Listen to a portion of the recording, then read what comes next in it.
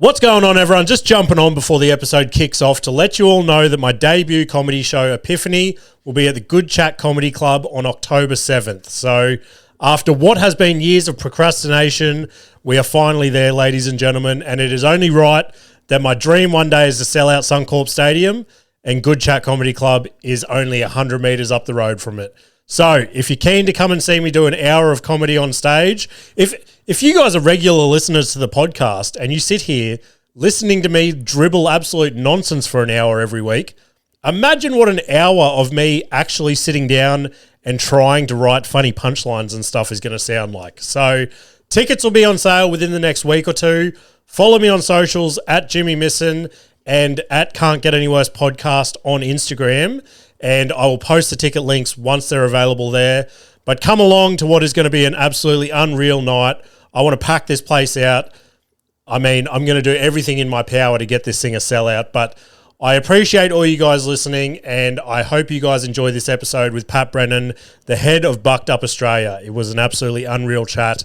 But I appreciate you all listening, and I will see you later. Oh, it's the Can't Get Any Worse podcast on blast, giving you the real talk, no holding back. Can't get any worse, we'll make you see. There's always a silver lining. We'll set you free, so join the movement. Let's change the game with the Can't Get Any Worse podcast. What's going on, everyone? Welcome back to the Can't Get Any Worse podcast. How are we all today? I hope we're all well. We have another guest episode for you guys. We've got Mr. Pat Brennan from Bucked Up. How are you, mate? Hey, mate, I'm good. How are you? I'm not too bad. I feel like we did that really well. We pretended we haven't spoken this morning yet. Yeah, whereas we've had a full conversation already. So, yes, well, I guess off the bat, so people know who you are, what you're about. Who is Pat Brennan? What do you do? Yeah. So the main thing that people want to talk about or that they're interested in is definitely Bucked Up. Yep. And my involvement with that. That is pretty much so. I work for a company. Those of you listening who don't know, Bucked Up is the number one selling pre-workout in the US. Yeah, right. They also, so there's pretty much three tiers to Bucked Up. They have supplements. So they're a sports nutrition brand first and foremost. Then they also do energy drinks, which they only released probably about 4 years ago. Okay. They're energy drinks. So they're an energy drink company as well. And then they're an apparel company. Right. So there's three main tiers to the business. Yeah, cool. But sports nutrition supplements would be the biggest. And then the energy drinks followed by the supplements. Well, the apparel, sorry. Yeah. So you're like supplements, what sort of stuff do you offer, pre-workouts? Yeah, so as far as the supplements go for Bucked Up, we have the full anything and everything. So we have proteins, BCAAs, pre-workouts. We're known for our pre-workouts. That's cool. Like our specialty is any of the energy products. But we have recovery products and all sorts of things. That's how Bucked Up started. So Bucked Up is a US company. Yep. They're based in Utah. Okay. And they're founded and run by these two identical twin brothers, Ryan and Jeff Gardner. Okay. So they started it in Little Utah, in a small kind of suburb just below Salt Lake City. Okay, right. Yeah. That's pretty cool because that was also something else I wanted to talk to you about is obviously you're in Grafton, aren't you? Yes. Which is obviously similar, small town. Yeah. So that was a question I had as well. Like, obviously are you born and raised from Grafton or? No, I'm actually born where we are today in Brisbane. Really? Yeah. In Brisbane. So I'm a Queenslander. Queenslander. Yeah. All right. Born in Brisbane. I lived in Queensland up until I was probably about 12. Okay. And then I moved to New South Wales. Yeah, cool. To Grafton? Yeah. Yep. The old Maclean, which is a little town near Grafton. Yeah, okay, cool. Yeah. So that was because one of the big things I was thinking, and again, I thought we were going to get to this deeper in the podcast, but do you find it hard running such a big business out of a small town? Like, would you find it easier in a Brisbane or a Sydney or something like that? Or Well, when I first got involved with Bucked Up, and we'll go into how it all started. Yeah, I'm keen as. But Bucked Up was being run from a bigger city. Yep. And then I moved it to Grafton. Yeah, okay, cool. And it was how that happened, we'll discuss. Yep. But there was a lot of naysayers and negativity about the potential of running such a big company in a little remote town. Yeah, cool. So going on with my involvement with Bucked Up. So my job role is the GM, so General Manager of Bucked Up Australia. Yeah, so I oversee anything and everything to do with Bucked Up in Australia. Yep. So I run pretty much the company here. Yeah, nice. So Bucked Up is definitely based and does most of its trading in the US. But there's about 9 countries outside the US that Bucked Up mainly focus on and trade in. Yep. That they're well established in. Okay. And one of those 9 countries is Australia. Right. So, and there's like a different person that kind of looks after each country or territory that we call it. Yep. And I look after Australia. Okay. So I guess you pick where you want to start, because I guess how does someone from Australia get tied in with a US supplement company sort of thing? Like how? All right, let's rip in. So it all kind of started in high school. Yeah. So I went to a high school in Maclean, which Maclean's a town that's about 30 minutes outside of Grafton. It's a small town. And I went to Maclean High School. And all through high school, I wasn't a very academical student whatsoever. Like I just wasn't, I didn't really like school. I didn't really see much point to it. I knew that I wasn't going to get an ATAR, so go through to uni. And because I knew that I wasn't going to go on and that my career aspirations didn't need a uni degree, I kind of slacked off and thought, what's the point? I was just passing time, really. Yeah. But I was heavily into the fitness sports scene when I was in high school. The gym primarily. So I was going to the gym a lot when I was in high school. And then when graduation day rolled around when I was in year 12, I thought I need to do something. At the time, I was still working my first job. So my first job was working at Coles, which is where a lot of us probably start. Yeah. And I started out as a trolley pusher at Coles. Nice. And then I got promoted to the checkout. Yeah, right. So I actually worked at Coles for about 5 years. So from pretty much like 15 through to my late teens, early 20s. But when I finished year 12, I wanted to branch out outside of Coles, obviously, because I knew that was just the first job. So I became a PT. Yep. And I got my PT qualification when I was probably 17 or 18. So I was quite young when I became a qualified PT. And I was working at Coles, PTing on the side.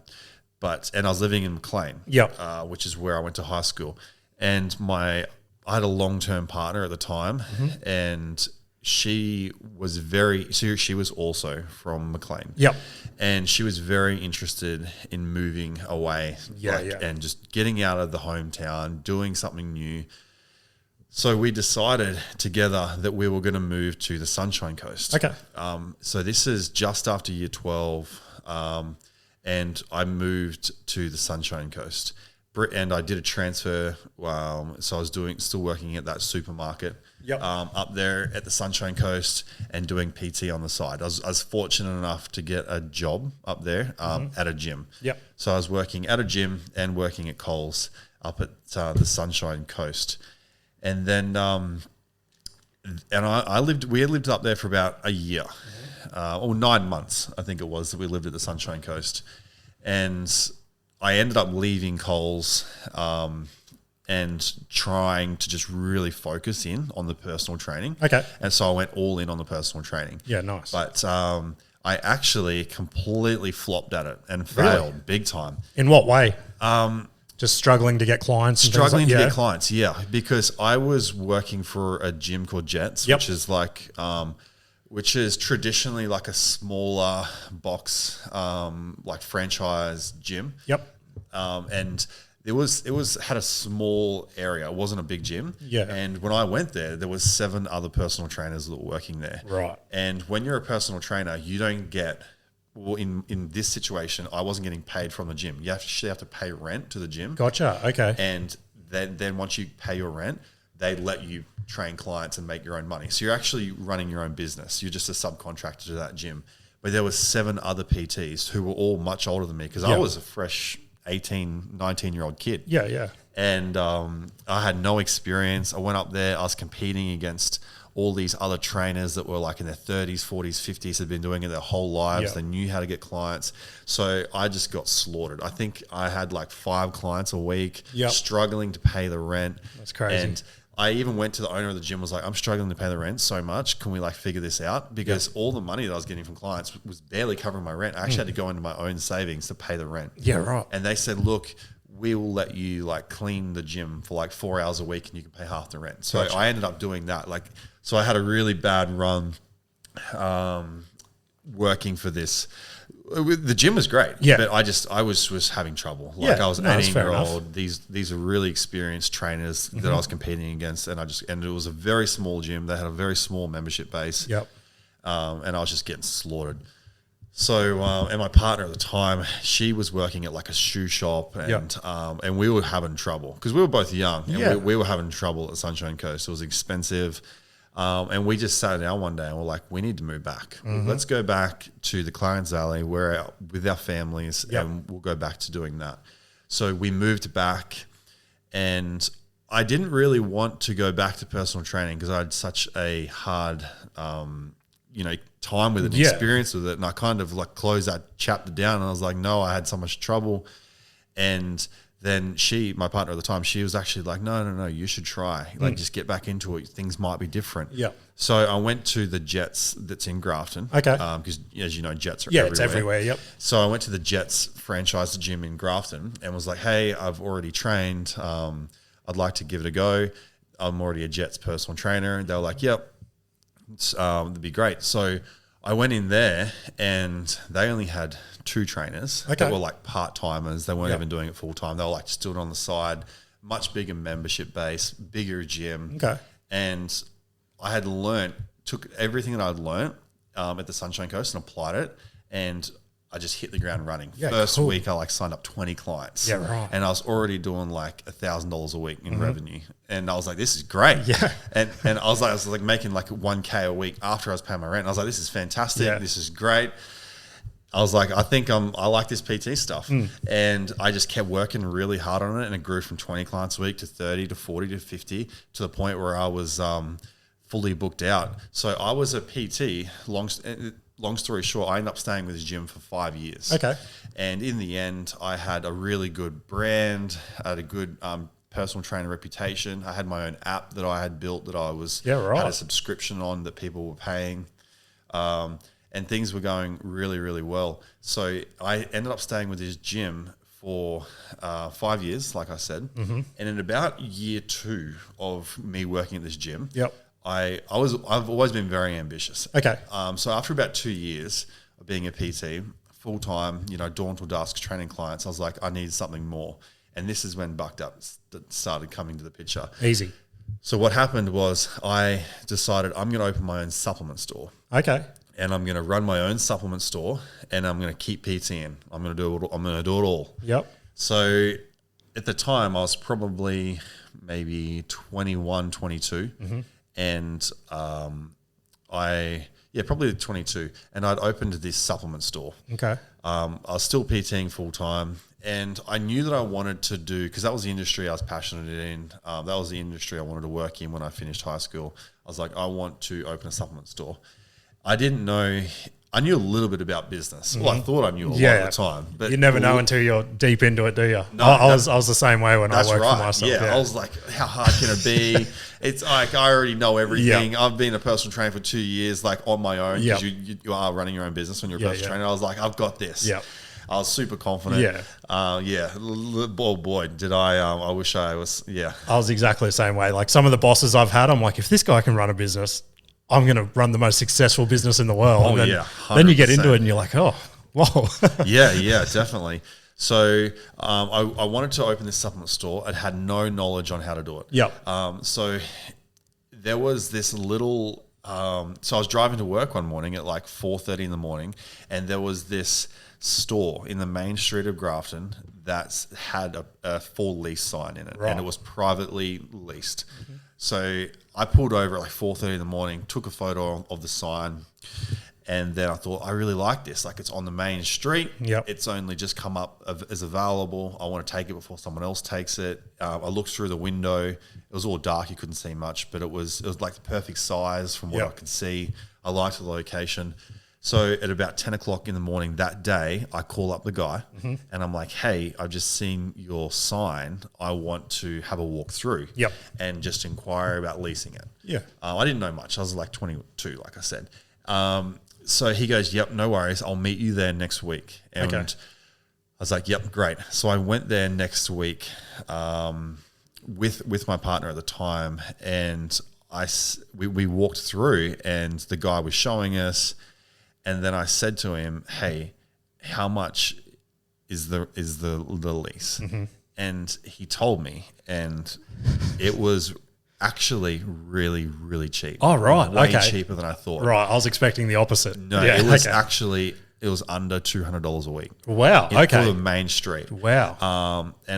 And he told me, so I was looking at it. He told me the price, and I kind of like looked at him, and I looked at my partner, and then I was like, really? It's like this cheap? I didn't say anything to him, but I was like, okay. And then I kept looking through it, and then I go, well, we'll go and discuss it, and if we want it, I'll let you know. Yeah. An hour later, I called him, and I was like, I want it. Yeah, so don't let it go. Yeah, and I was like, get a lease drawn up, and I'll sign it. Yeah. So, and I signed the longest lease I could because it was so cheap. So, I think I ended up signing for like maybe 3 or 5 years or something. Right. And I wanted to do longer because I was all in. I was like, I was like, it's only like this much a week, like it'll be fine. My partner at the time was like, no, don't sign too long because you don't know if it's going to like fall over or not. But I was making good money as a PT at the time. I was like, if worst case worse, I'll just, I can fund this. Yeah, you got the financial backing from your PT. Yeah. So I was like, it'll be fine. So he drew up a lease. I signed the lease, did as long as I could because I didn't want the price to change. Yep. And then we got the keys like a few weeks later, and I pretty much was like, rightio, here we go. We're starting a supplement store.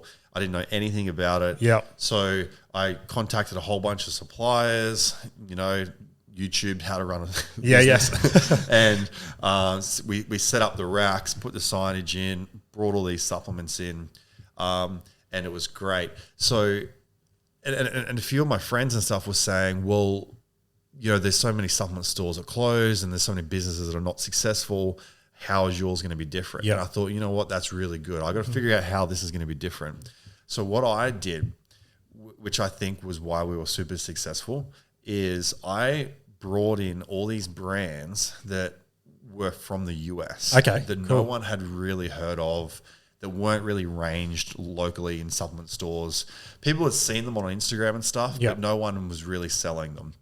So I was bringing in all these brands that weren't ranged anywhere. Yep. And the reason why I was doing that, and they were great brands, they just weren't very known. Some of them weren't known like at all. Gotcha. But I was bringing them in, and usually they were much cheaper because they were smaller and they didn't have much distribution. So you could get them cheaper than some of the really like well-known products. Yep. So I was bringing them in, and I was putting them on the shelf, and I was building up the reputation of them and really pushing them. Yeah, cool. And why I did that was because I thought I want to make it so that if you come in and you buy a pre-workout, you can't just go down to the nearest supplement store and buy that same pre-workout again. For sure. You've got to come back to me because no one else has it. Yeah. So that's what my thoughts were. Yeah. So and they were great products. They just weren't known. But I was building them up and building the hype, and I was pumping through, tubs, and we were doing really well. Mm-hmm.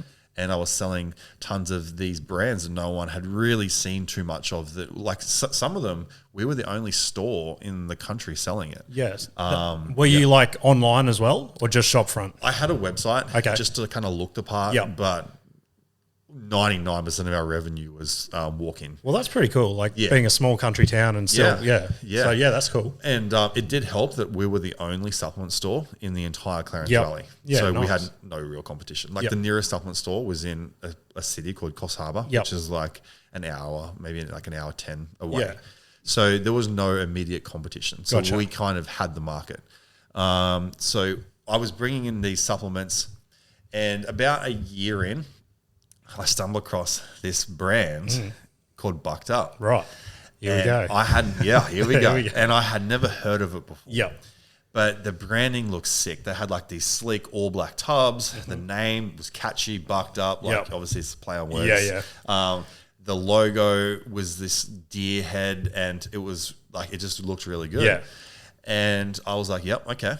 I think this will fit perfectly into the model that we already do.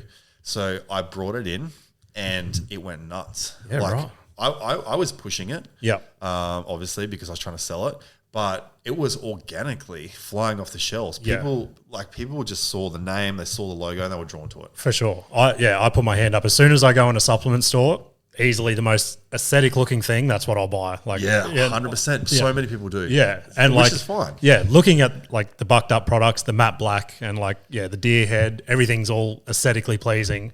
Yeah. It definitely draws your eye. Yeah. So it was organically selling like wildfire, and we were moving a lot of tubs of it.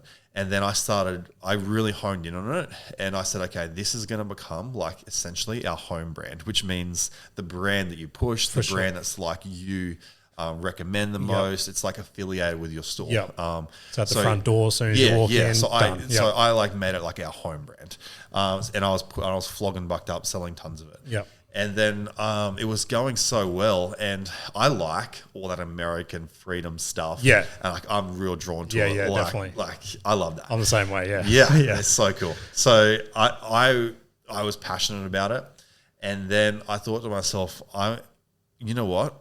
Like I'm one of the only people in the country selling this. There's like maybe 2 other stores that sell Bucked Up, but I know they're not selling as much as me, because I talked to the people I was getting it from, and they were like, "Man, you buy the most."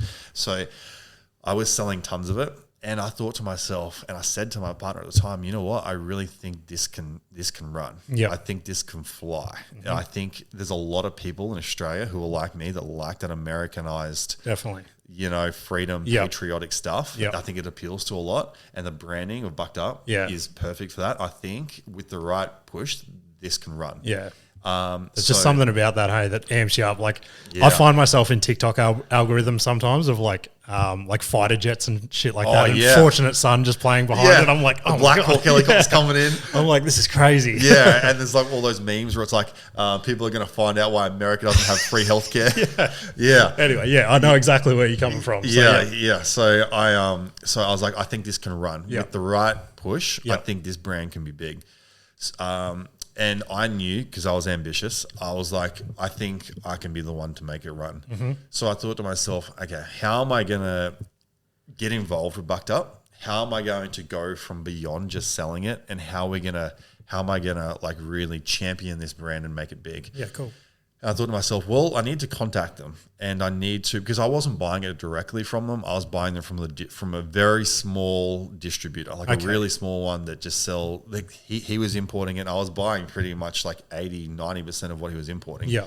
So he was in Australia. Yeah, he was in Australia, and he was not just importing Bucked Up. He was importing like 30 different brands. Yeah. But I was the only one who was buying the Bucked Up. So I thought to myself, I need to contact Bucked Up, and I need to see if there's some opportunity. But whenever you're going to a company like that and you want to be involved, you're not even going to get a reply unless you're very clear with what you want, and you have to also provide value. Yeah, because definitely. I was like, okay, what am I going to do? Just email them and say, hey, I love your brand. I'd like to do something. Yeah. If you try that with a brand, they'll email back and be like, yeah, thanks. We're keep supporting us. We appreciate that. Yeah. I was like, I need a clear plan of action as to what I'm going to present to them and how I'm going to provide value, because I knew the value needed to be provided for them to take me seriously. So I looked at it and I was like, well, there is the apparel side of their business, and no one was doing their apparel in Australia. No one was importing it. No one was touching it, but it was really good apparel. Yeah. And I thought to myself, well, maybe I'll contact them and I'll try and become a distributor for their clothing. And I thought that could work. So I emailed them and I just said, hey, I own a supplement store in Australia. I'm one of the only ones selling.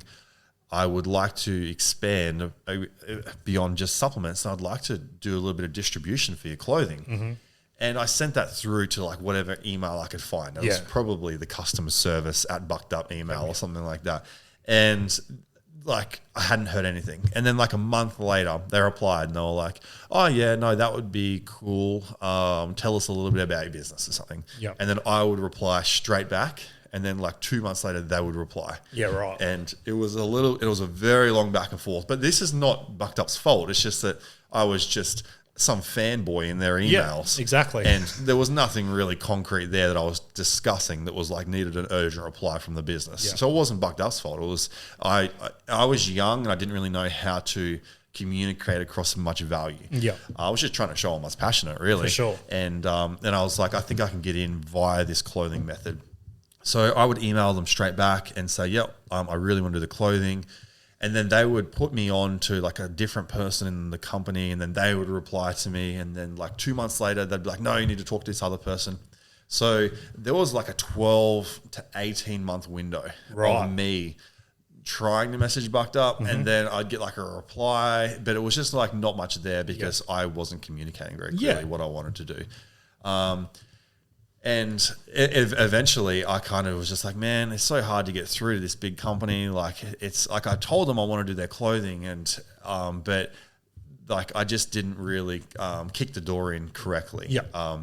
So after like 12 to 18 months of me just slowly emailing and not getting anywhere, I pretty much folded the idea. I was like, you know what? I'm still going to sell Bucked Up. I'm still going to rep it. I'm still going to love it. But in terms of me working for them, like it's just, it's so hard to get in there. Yeah. Like they're on the other side of the world. It's such a big company. I'm only one person in Grafton. Yeah. Why would they even take me seriously? So I gave up completely and closed that door. And then about 6 months later, I was following their owner on Instagram. Right. And about 6 months later, he put up an Instagram story of him in Sydney. Right. And I was like, this is interesting. And I thought to and he was over with his brother. So both the founders were there. Yep. The CEO, you know, they were there. And then I thought to myself, Pat, if you want to get involved with Bucked Up, there is probably no other opportunity than right now. Yep. Because they're in the same country as Exactly. you. So I DM'd the CEO of Bucked Up on Instagram. I think I replied to his story. I can't remember. Yeah. But I was like, hey, Ryan, I'm a big fan. I'm actually a seller of Bucked Up. I sell more Bucked Up than anyone else in the country. Yep. I sell this many tubs a week. I see you guys in Australia. Love to meet just to discuss the brand and see what's next for Australia. Yep. And he replies back. Yeah. And I was like, oh, we're on now. Was it straight away or you? No, it was like straight away. Yeah, cool. He replied back and he's like, hey, Pat, stoked to hear that you're selling Bucked Up and you're actually selling that much of our product. We would love to meet. Yeah, cool. And then he said, where are you located? I'll come to you. And I was like, oh man, I'm in great. Like here, I don't want him to come here. So I said, well, I'm near like Southeast Queensland. And they were like, oh, perfect. We're going to be in the Gold Coast in 3 days, and we're going to be there for a little bit because they were actually over here not doing business. They were over here on their 50th birthday. Okay, right. Yeah, so they had their whole families with them, like their wives and everything. So he said, we're going to be in the Gold Coast in 3 days. Yep. We would like to meet. And I was like, here we go. I was like, this is the moment we've been waiting for. All those emails not leading anywhere. Now I have a chance to sit face to face across the table from the owner of Bucked Up. Exactly. Jump in your car and crank Fortunate Son. Oh, yeah. I was like, if something is ever going to happen, it's now. And so I thought to myself, all right. So it was like a Thursday that they were there. I took the day off because I was still PTing, still running my supplement store.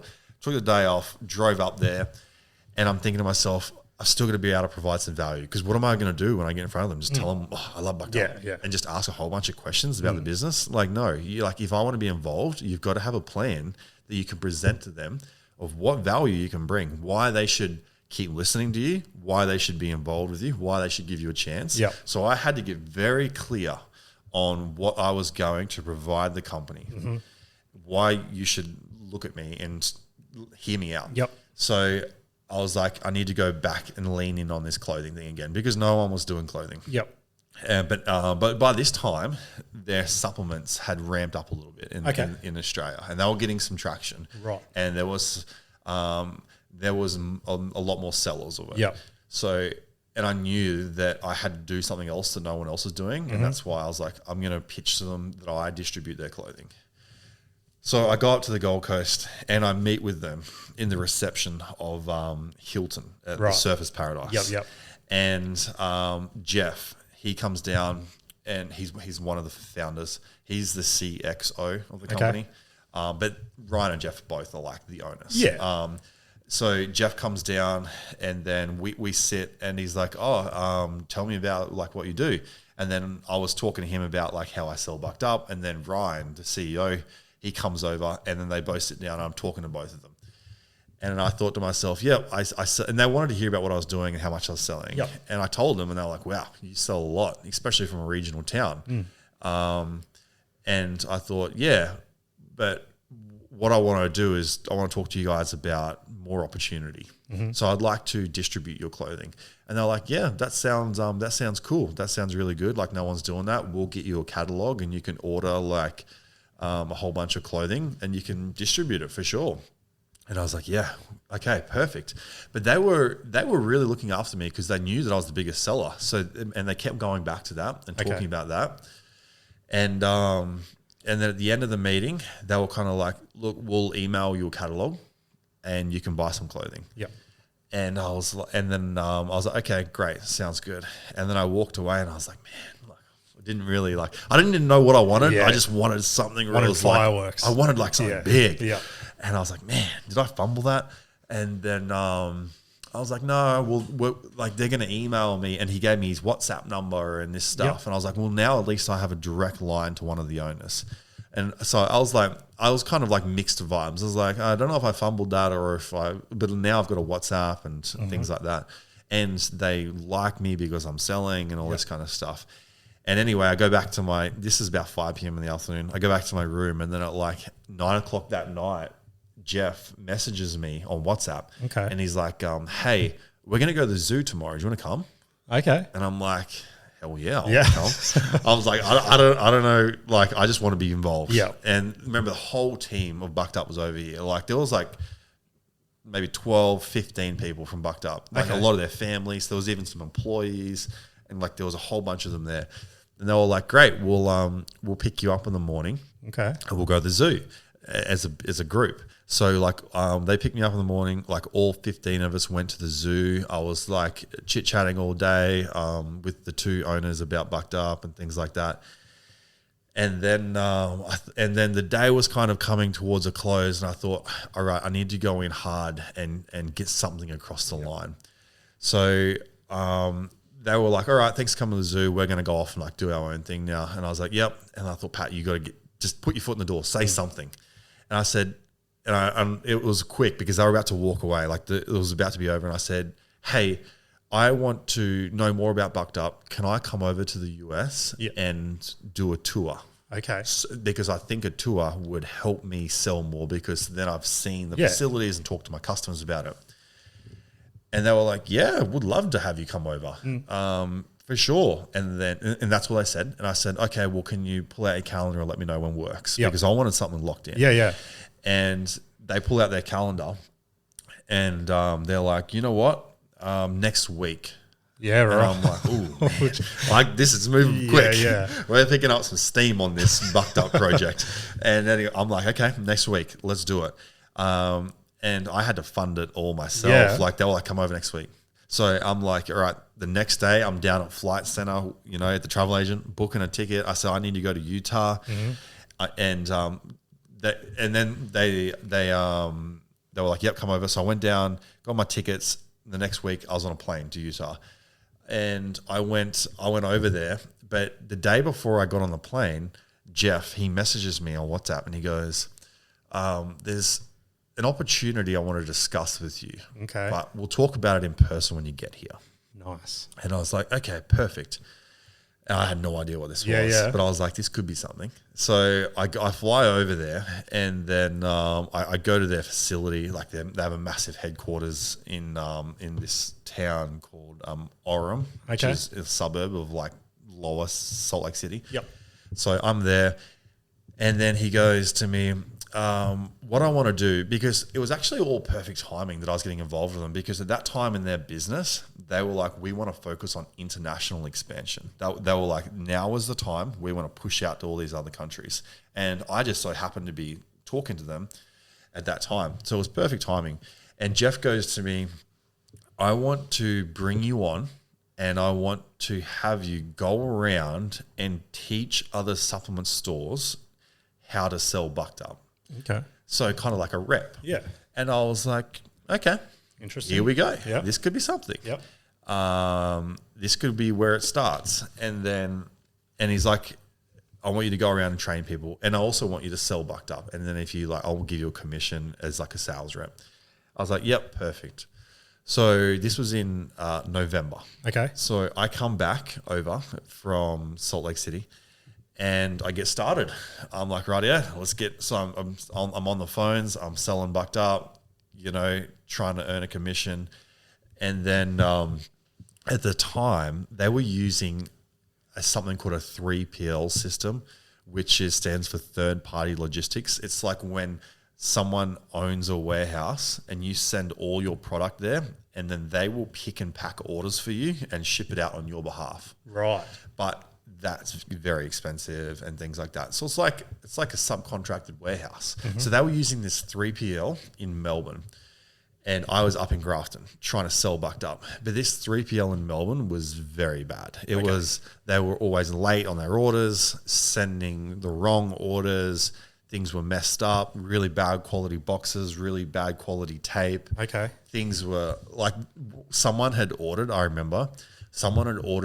like a store had ordered 12 tubs of pre-workout. Mm-hmm.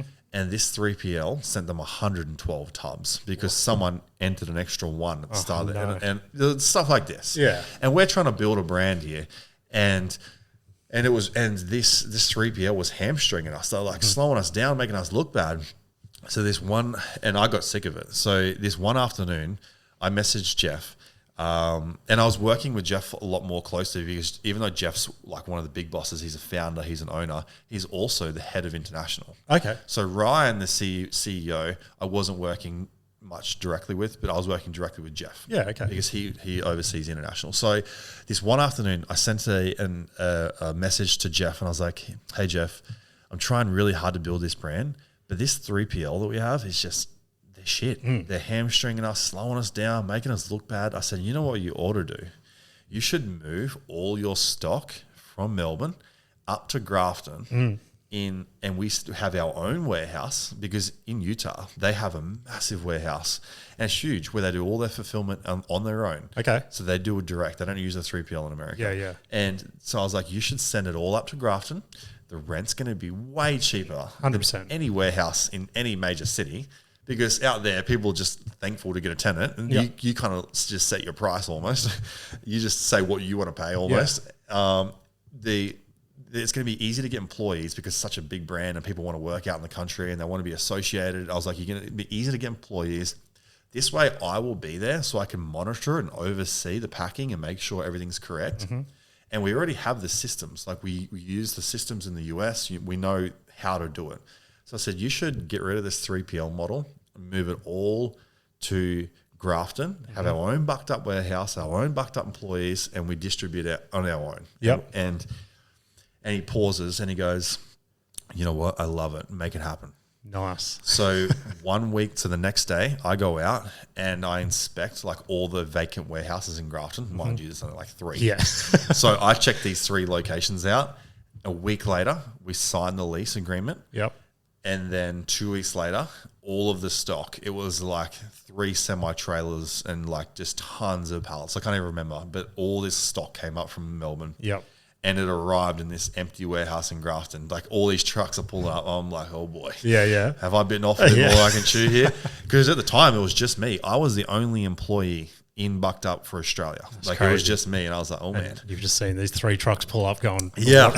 Yeah. And in this warehouse. And I was a career personal trainer and supplement store owner. I didn't know anything about the operations. Yeah. And I was 25. So I was like, oh, here we go. And then yeah, so it all turned up, and then Jeff said, "Well, we're probably we're probably a little beyond just the sales rep side of things for you now. Hey, like you're," and he said, "Let's make you the head of it, Australia. Let's make you the GM, and we're going to bring on a whole bunch of employees, and we're going to just scale this thing and make it run." And I was like, I love it. So we hired some employees, built out a team, and put the signage up at the warehouse, fitted the warehouse all out.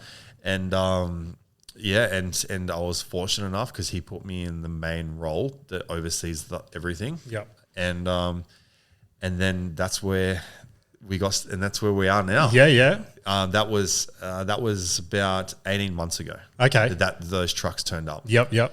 And ever since then, we've been expanding, growing. We're growing like month on month, like over 100% each month. Like That's insane. Yeah, and we're growing really quick. Yeah. Sometimes we're almost growing too quick. We have like teething issues, and the main issues that I'm talking about is like out of stocks, supply chain, because like your whole supply chain is built on a forecast. Yep. But when you're growing so quickly and you don't have anything historical to look back at because you're just brand new, supply chain gets all messed up. So we had some teething issues with supply chain, out of stocks, things like that. But we're really finding our stride now. Yeah. And we've got a great team who works alongside me, and that's where we're at. But we also, as far as the store, I still have the store, but I did a deal with Bucked Up. They came in and were like, we like this little store. We like to have stores near our warehouses. Okay. So we did a private deal between me and Bucked Up. Yeah. And we rebranded the store, and now I like co-run it with Bucked Up. Yeah, cool. So that's awesome. So yeah, my little store that I just started when I was 22, now Bucked Up is a partner in that store. Yeah, that's a crazy story, hey? Yeah. So that's where we're at. How many people sort of work there now? And did you source them all from the Grafton area, or no? So we try and keep it as lean as possible. Nice, yeah. Because I feel like so many companies overhire. Yeah. So we have me, and then we have a couple people who work the warehouse. Yep. And then we have the store employees. Yeah. Which is one. Okay. Yeah, we have one really good store manager. Yep. He runs the store, and then we have a couple people at the warehouse. Yeah, nice. And then we also have we had some full-time sales reps, but we moved away from that. They were working for the company, and then we had some subcontracted like consultants for sales, moved away from that. So now we just have a very small team, but everyone knows what they're doing. Everyone gets responsibility, and it's perfect. Yeah, I've always found that better. Like places I've worked as well, a small, tight-knit team seems to always work better than like mass numbers and stuff. Yeah. So in the US, the operation's huge, and they have like 300 employees. Crazy. But I'll get there. Yeah, you'll get there soon enough, mate. Soon enough. Yeah. What would you find like the hardest part about trying to grow Bucked Up in Australia would be?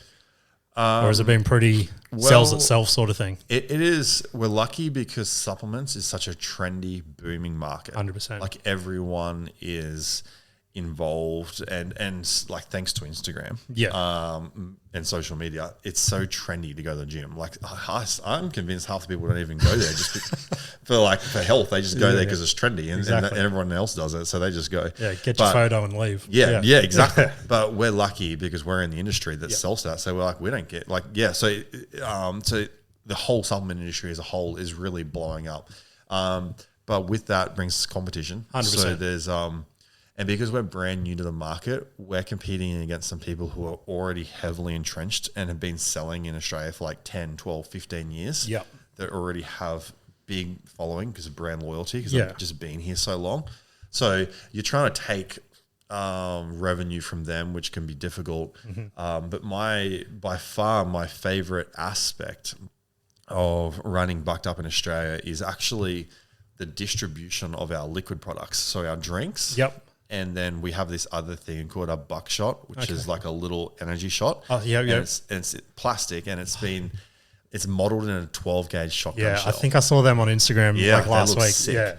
Yeah. So selling and distributing and setting up the distribution for those two SKUs specifically is my favorite part. Like, I like selling the tubs and the powders, but and I do it every day, but I love the distribution and setting distribution up of those drinks and those shots. That's my favorite part. Yeah, energy drinks are they're like a huge thing here in Australia. Hey, they're massive. The amount of people you see just walking down the street, they've got a can of something in their hand drinking. Oh, yeah.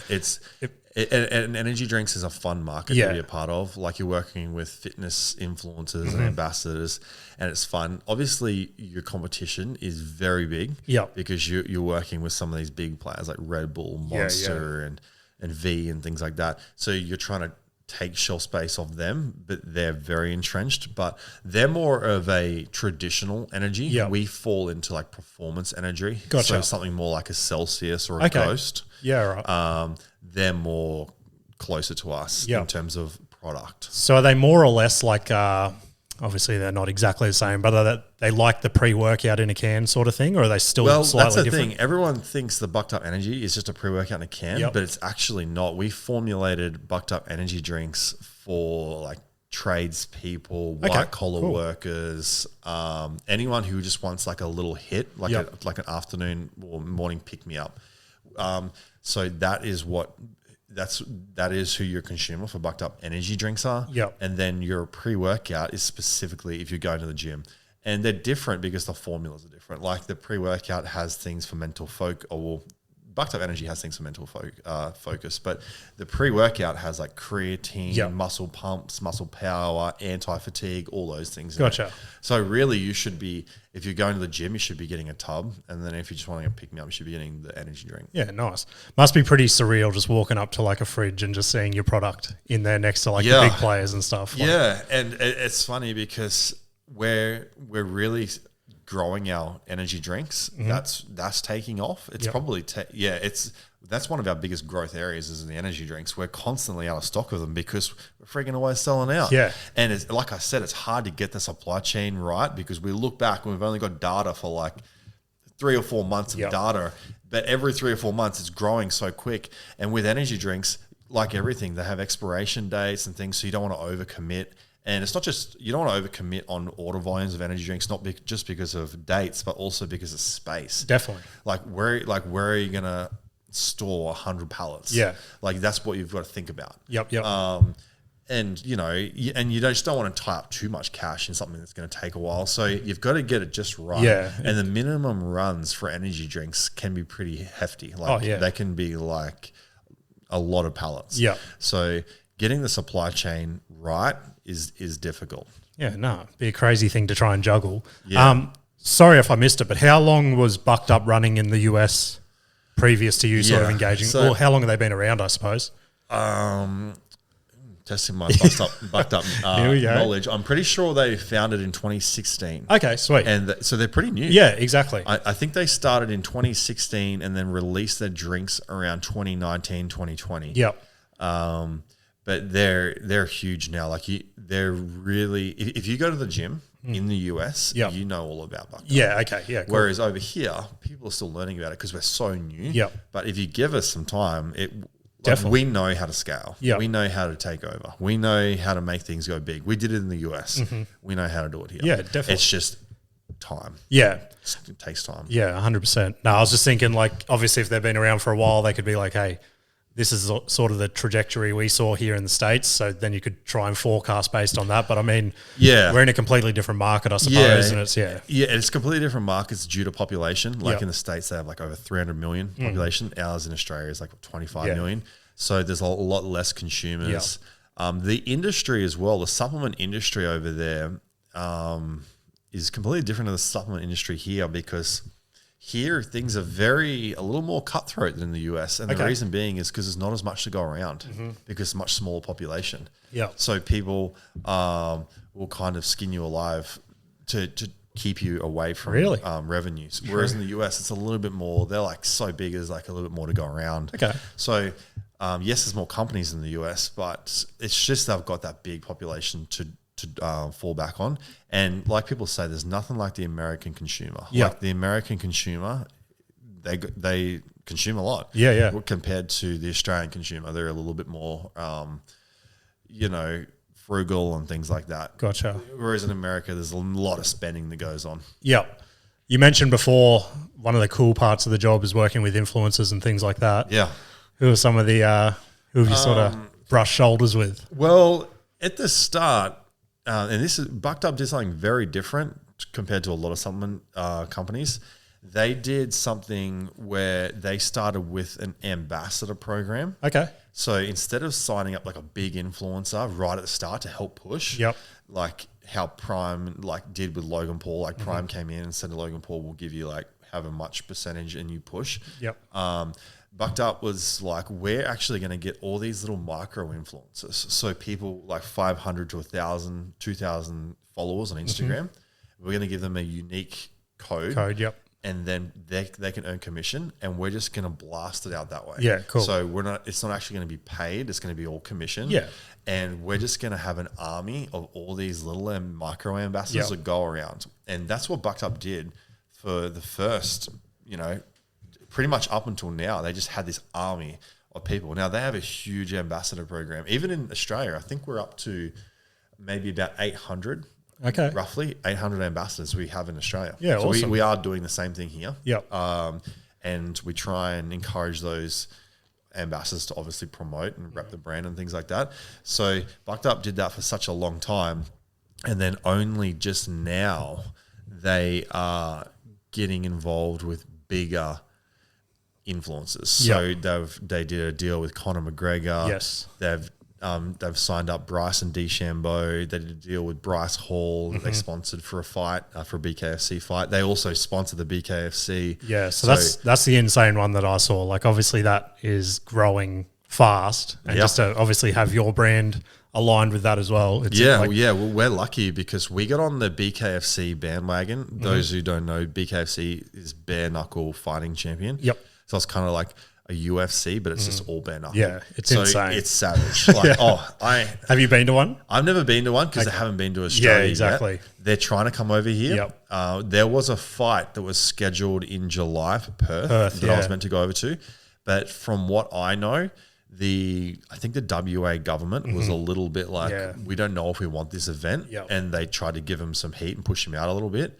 So they're trying to, I believe, you might need to check this, but I think they're trying to move. Now, the New South Wales Premier, I think his name's Chris, he is a big UFC fan and 100%. combat sports fan. Yep. So I think they're going to try and do it in Sydney because he will probably be much more open to it. 100%. Yeah, that'd be awesome to see that come to Australia because I'm a huge combat fan, combat sports fan, and if that comes to Australia, for sure, I want to go. Let me know. I'll give you tickets. 100%. Hook it up. But it's just unreal to see those guys bang it out like that. Like Hayes Happy, he lives on the Gold Coast, and he's obviously probably the big up and coming Australian heavyweight. There's I've only watched a few of them, but I really like them. And they're so savage. It's vicious. Within 10 seconds, that's busted open and blood everywhere. And I'm like, man, like UFC used to be the really hardcore one, and I think it's still hardcore. Don't get me wrong. I am the world's biggest Dana White fan. Okay, yes, sweet. You'll never see a Dana White fan bigger than me. Really? I love Dana White. I'll challenge you. So, I like UFC. But I'm a really big Dana White fan. Is it him as a person or him as a businessman? Him as a businessman. Yeah, it's unreal, isn't it? He is so savage. Yeah. And he just doesn't care. He is full steam ahead all the time, and he just runs people over. And I just like his relentlessness, and he is so savage. Yeah, it's nuts. I always talk about, people always say, who's your favorite businessman? And I always break it down like this. If I had to build a businessman, it would be diversity would be like The Rock. Okay. Communication, Barack Obama. I think he's the best communicator ever. Relentlessness and savageness would be like Dana White. Yep. Work ethic, Elon Musk. Okay. So I present it like that. Not so much like one businessman, but they're if you put those traits from those people into one person, it'd be that insane, would conquer the world. It while you were talking about the Bucked Up story, it actually sort of triggered me a little bit. Like obviously sourcing stuff from the States and things like that. A huge one in Australia is Simon Beard with Culture Kings and things like that. How he started importing New Era and things like that. Did you sort of look up to people like that, or you were just running your own race? Yeah, this is how I only stumbled across Simon Beard, who the founder of Culture Kings. Yeah. I only stumbled across his content like maybe 12 months ago. Really? On Yeah. Instagram, Okay. But I consume a ton of it. Yeah. Yeah. I literally will search up his account every day and just look, because he posts. I'm pretty sure he posts. Well, he says he puts out a video like every day, and I always look at them. Yeah. There's him, and there's a couple others that I will go on their accounts daily and just look at the content. Yep. Because I can't remember the other two, but there's like two others that I always look at. But Simon Beard, he's great. I think he's one of the best entrepreneurs to come out of Australia, and he's a crazy one for me, just because I remember me and my mates had finished school at like grade 11 or something. This was back in 2009 or something, and would go down to Surfers to just this little alleyway store that he had, and he was behind the counter and stuff, and like we remember him from back then, and now to where he's at now, it's like where he's insane. At now is crazy. I know he's sold out and done an exit of Culture Kings, but I didn't realize how big Culture Kings was, because obviously you go to the Culture Kings around here like Pack Fair and all that kind of stuff, but I was in Vegas probably in August of last year, which was like a year ago, and I was just cruising around Vegas on the Strip, and they have a friggin' massive Culture Kings there. I was like, whoa. It's insane. I was not expecting to see a Culture Kings in Vegas. I didn't even know they had a Culture Kings there. But I was really fortunate enough, like with Bucked Up, I get to travel. I usually get to go to the US pretty much every 6 months. That's cool. With Bucked Up. And now that I'm the GM, like I don't have to pay like I did at the start. Like they do all my flights, all my food, my Ubers, accommodation, everything. So I really like working for them in that way, because I get to do a bunch of travel. Like last year, they sent me to Las Vegas for some sales training, where I went around with one of their best sales reps, and he was selling to accounts in Las Vegas, and I was watching and learning and things like that. Okay. And that was like through the day.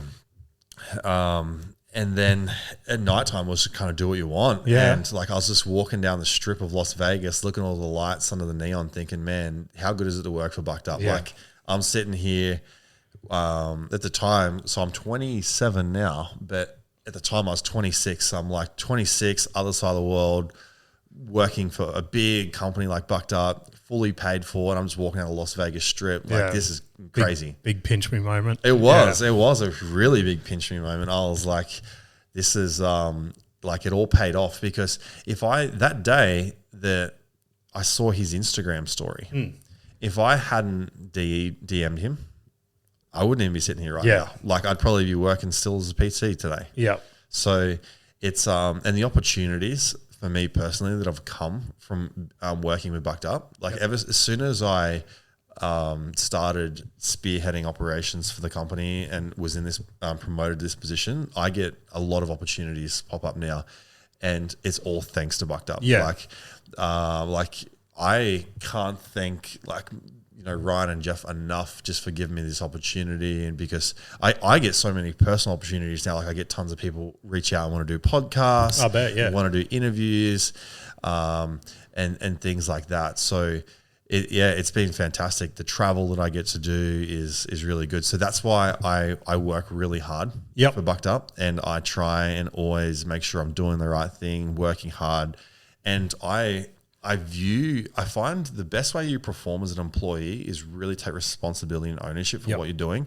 So I look at Bucked Up Australia as like my own, like I treat it and give it the respect as if I own it. Yeah, perfect. Because that way you really push hard, because no one works harder than a founder, than an owner. Oh, definitely. Like you can get great employees and they'll work hard, but they're not going to match the work ethic of an owner. So I look at Bucked Up Australia as like I freaking own that thing, which Ryan and Jeff own it. Yeah. I treat it as such, and that's how I perform the best. And I know that that's what they want, because I'm their employee, right? Exactly.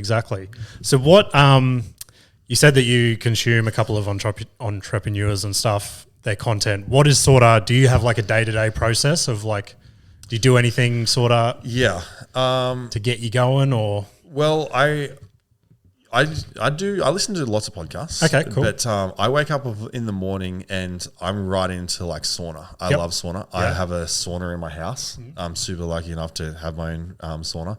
So I sauna in my house and then I sauna for like 30 minutes in the morning and then I listen to my podcast during that time. Yeah, cool. Look, like a lot of the time they're like Dana White podcasts because I want that relentlessness and that savageness throughout the day. Yeah. Because sometimes like I'll be on a call and it's business. People can be cutthroat. People are trying to like fuck me over and stuff. And I'm like channeling I got to channel that Dana White of a morning to push back and make sure we don't get walked all over. So I get up and do my sauna, listen to my podcast, and then I'm pretty much straight into work. And my day to day, because like GM, it's general. It's very generalized. Yeah. There's all sorts of things. Like a lot of my day is sales because no matter what business or industry you're in, if you don't have sales, you got nothing. Yeah, definitely. So sales is always the key. So I spend a lot of my day trying to increase revenue to the company, bringing in sales. It's like going out there on the African plains. You gotta bring those kills in. Yeah. So I'm out there on the phones, on the laptop, trying to bring in kills. Yeah, nice. For my boss. So I'm in there bringing in kills. And then a lot of my day is also operations. So just moving, making sure pallets are getting to where they need to get to. Incoming stock to Australia is correct because we do about probably at the moment about 50% of what we sell is direct import from the US and then 50% is manufactured here. Now, we're trying to increase the amount that we manufacture here, but there's a lot of SKUs we sell. So to get all that made here is difficult. But obviously you want to make it here because then you don't have to pay for the freight, the import taxes, shipping permits, all this stuff, customs clearance forms. So we try and make as much as we can here. Yeah, perfect. And that ratio of 50-50 is we're trying to increase the 50% mark from domestic. Yeah, love it. All right, easy. What's next for Bucked Up Australia? We got anything?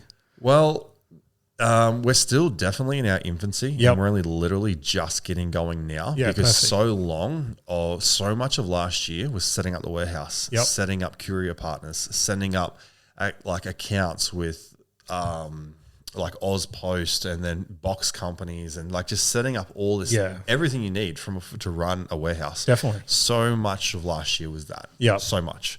And this year we're just kind of really pushing hard on growth. Yeah.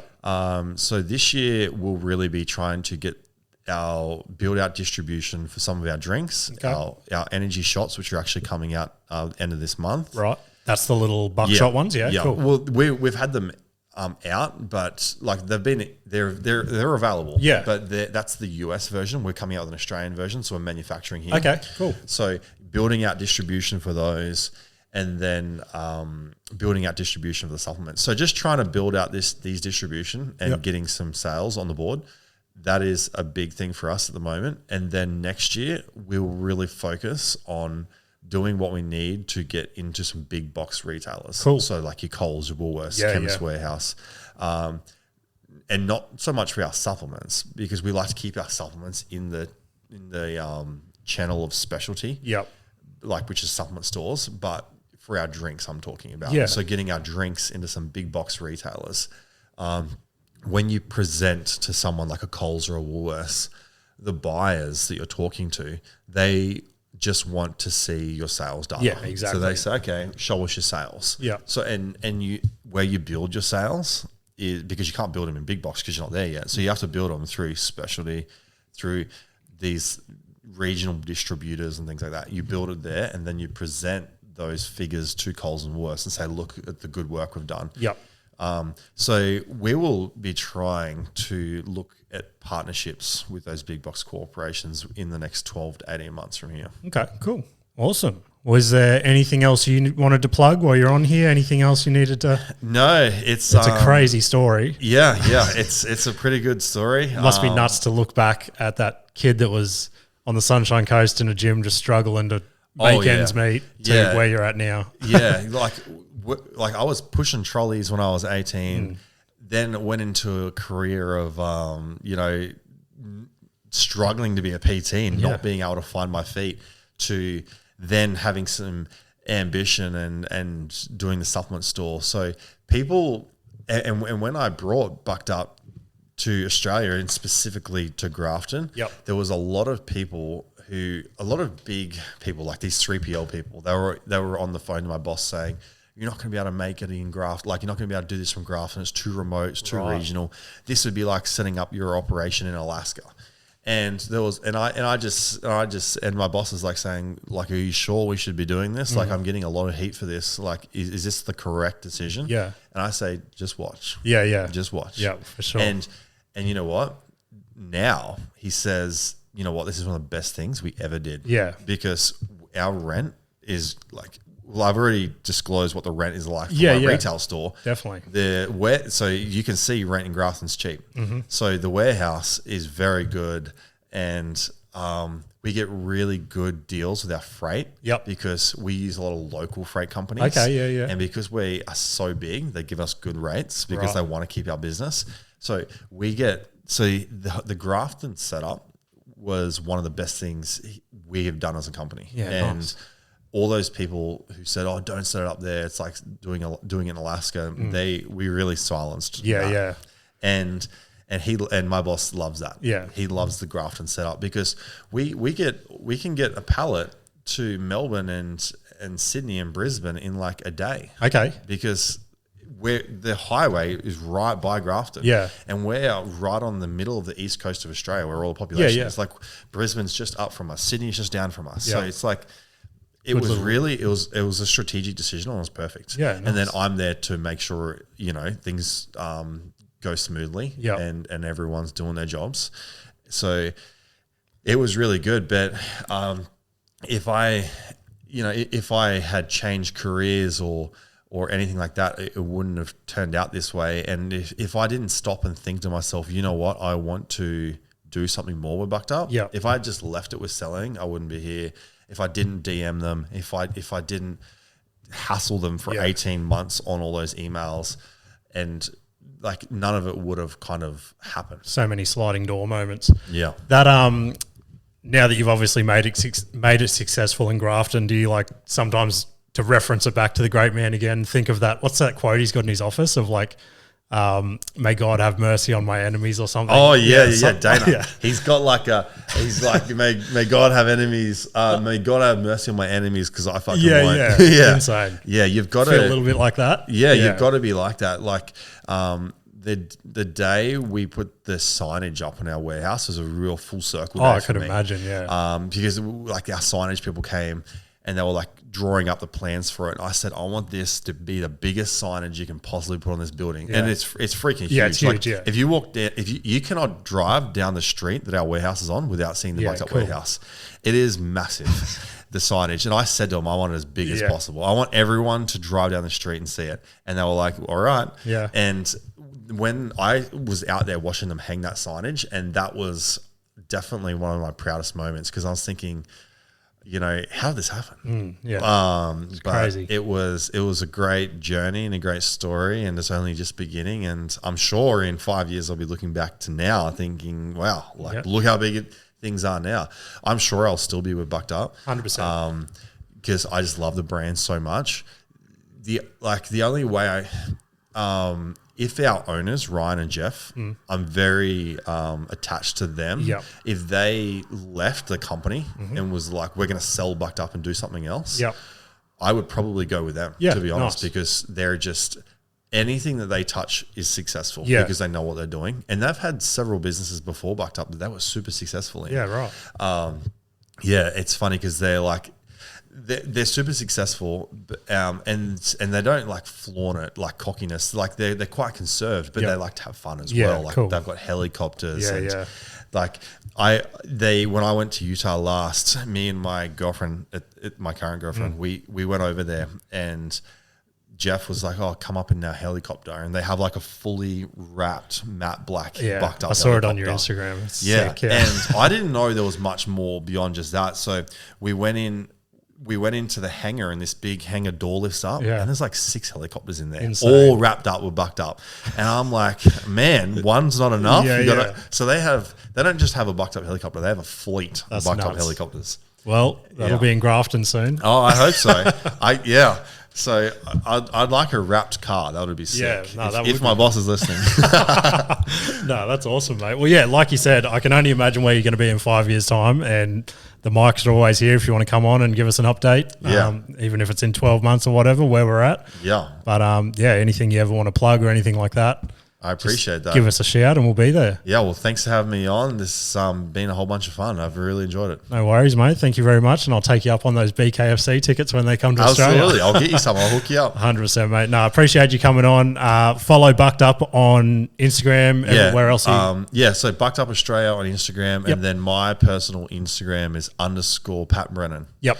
So you can just jump on, give me a follow. I put up lots of behind the scenes stuff so you can see what it's like running Bucked Up. Easy, mate. Thanks for coming on. Thanks for listening, guys. See you later.